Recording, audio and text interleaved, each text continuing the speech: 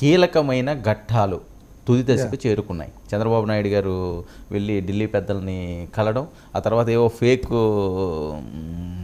Images కూడా ఉన్నాయి. ఈ నెల ఏదో ఆయన కాలు మీద పడ్డట్టు, ఆయన ఏదో ఆ మెట్రో రైల్లో ఉంటే ఈయన దండ కట్టుకున్నట్టు. సో ఎవరికి వారు వాళ్ళకి నచ్చినట్లుగా ఎవరు ఫేకులు వాళ్ళు. సార్ ఎలా చూడాల్సింది? నిన్న చంద్రబాబు నాయుడు గారు వెళ్ళారు, ఈరోజు జగన్మోహన్ రెడ్డి గారు, పవన్ కళ్యాణ్ గారు కూడా వెళ్తున్నారు. ఇదంతా ఒక పెద్ద జగన్నాటకం కదా. ఈ జగన్నాటకానికి కర్త కర్మక్రియ నరేంద్రభాయ్ మోడీజీ. ఇంకా మిగతా వాళ్ళు జగన్ పేరు అనేది కావచ్చు, కానీ అసలు జగన్నాటక సూత్రధారి మటుకు నరేంద్రభాయ్ మోడీజీ. సరే, ఇప్పుడు ఆ ఒకవైపు నిన్న చంద్రబాబుతో కానీ అర్ధరాత్రి మాట్లాడి రేపు రాజలాంఛనాలతో జగన్తో మాట్లాడటం, ముఖ్యమంత్రితో, అంటే వాళ్ళిద్దరి మధ్య ఉన్న సంబంధాలు చూసిన వాళ్ళు ఎవరైనా బీజేపీ రాజకీయం ఎలా నడుస్తుందో చూస్తున్నారు.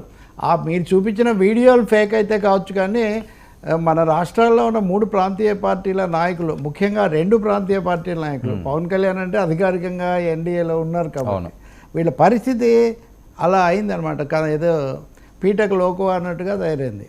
ఇంకా రెండోది, చంద్రబాబు నాయుడు, అమిత్ షా నిన్న అర్ధరాత్రి 12:30 తర్వాత, 12 నుంచి 11:30 నుంచి 12:20 వరకు, అంటే 0 అవర్స్ వరకు, V అవర్స్ అంటుంటారు కదా, అలా సమావేశమైనట్టు కనిపిస్తుంది. చెప్పాలంటే వర్మ, ఈ సమావేశం ఒక్క చంద్రబాబుతోనే జరగలేదు, నితీష్ కుమార్తో జరిగింది. అక్కడ ఉత్తరప్రదేశ్లో ఉన్న జయంత్ పట్నాయక్ అనే ఆ నాయకుడు, RLD నాయకుడు, చరణ్ సింగ్ మనవడు, ఆయనతో జరిగింది. కాబట్టి ఎన్డీఏను పునరుద్ధరించుకునే ఒక ప్రాసెస్లో వాళ్ళు ఉన్నారు. చంద్రబాబు నాయుడిని కూడా ఆ విధంగా గతంలో ఉండి వెళ్ళిపోయాడు కాబట్టి ఆయన్ను కలిశారు. నిజాన్ని కలిసే వరకు కూడా మేము చంద్రబాబును ఆహ్వానించాము, మేము చాలా ఇలా చర్చలు జరుపుతున్నామని ఇప్పటి వరకు కూడా బీజేపీ గౌరవప్రదమైన ప్రకటన ఏమి చేయలేదు. అవును, తెలుగుదేశము బలపరిచేవాళ్ళు దాన్ని మీడియా వీళ్ళు ఇదిగో వచ్చింది అదిగో వచ్చింది అంటాం. ఆయన అర్ధరాత్రి దాకా అటుపెట్టి ఏదో మాట్లాడి పంపించారు. కమిట్మెంట్ ఏమీ కుదరలేదు. ఈవెన్ అధికార మీడియా ఒకటి ఉంది కదా మనకు చంద్రబాబు నాయుడుకు. సో అధికార మీడియా ప్రకారం చూసినా ఆయన నేను వెళ్ళి మా వాళ్ళతో మాట్లాడతానని చెప్పి వచ్చారు. అంటే అక్కడ వాళ్ళు చెప్పిన షరతులు, వాళ్ళు పెట్టిన కోరికలేవో ఈయనకు పూర్తిగా అక్కడికక్కడ ఒప్పుకునే విధంగా లేనట్టుగా ఉన్నాయి.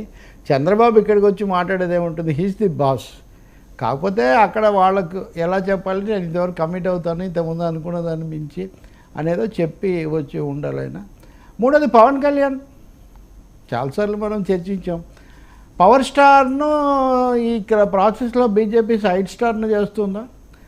ఈరోజు పొద్దున్న చర్చలు, నిజానికి పవన్ కళ్యాణ్తో నిన్న చర్చలు జరపాలి. మొదట పవన్ కళ్యాణ్ కదా వీళ్ళకంటే ముందు నుంచి ఉన్నాడు, చంద్రబాబుని దగ్గర చేయాలని చేశాడు. ఇప్పుడు మీరు నేను ఒప్పందంలో ఉన్నామండి, మీరు మూడో వాళ్ళని తీసుకోవాలంటే మీరు నాతో మాట్లాడాలి కదా, గౌరవప్రదంగా చెప్పి. అది కూడా ఏమీ జరగలేదు. సో ఇదంతా బీజేపీ కండిషన్స్ అప్లై అయినట్టుగా, పూర్తిగా బీజేపీ కండిషన్స్ ప్రకారం జరుగుతున్నట్టుగా ఉంది.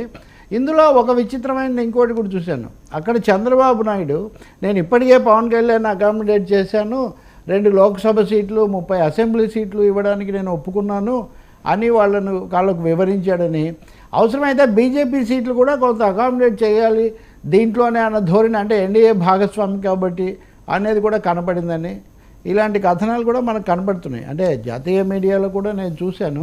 సో స్టిల్ ఇంకా కొంచెం ఫ్లూయిడ్. పవన్ కూడా కలిసి గ్రీన్ సిగ్నల్ ఇచ్చి, అంటే ఎంత త్యాగాలకు సిద్ధపడి ఉన్నాడు కదా ఆయన. తను సిద్ధపడ్డాడు, తన అనుచరులను కూడా సిద్ధపడమని చెప్పి